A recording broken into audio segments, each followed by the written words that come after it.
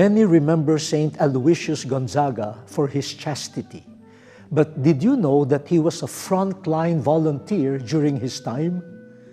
Born in 1568, Aloysius was set to inherit the Marquisate of Castiglione, Italy, but he did not want to participate in the hedonistic lifestyle prevalent in the European courts where he was reared.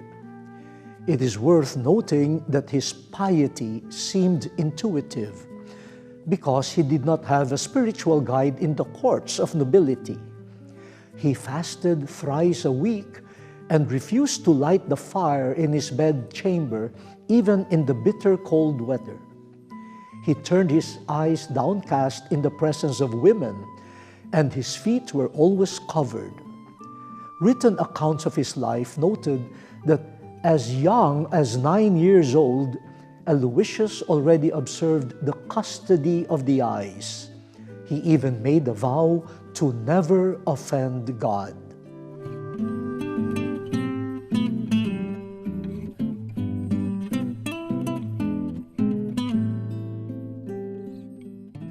In 1585, Aloysius decided to renounce his right to the marquisate. He opted to study for the priesthood as a member of the Society of Jesus in Rome.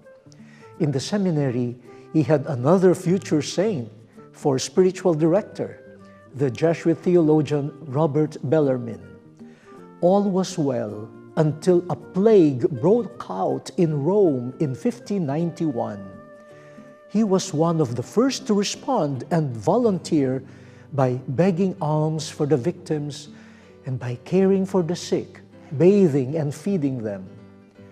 He continued doing so even when most of his brother Jesuits, who like himself were volunteer frontliners, got infected, and the superior had already instructed them to refrain from serving in the hospital.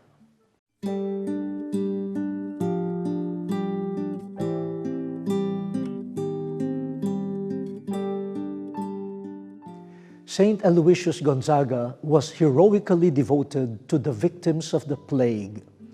We lift our frontliners today for his protection and intercession. May the Lord bless and deepen their commitment in serving the sick.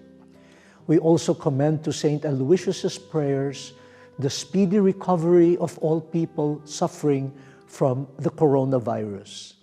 May the Lord heal them thoroughly.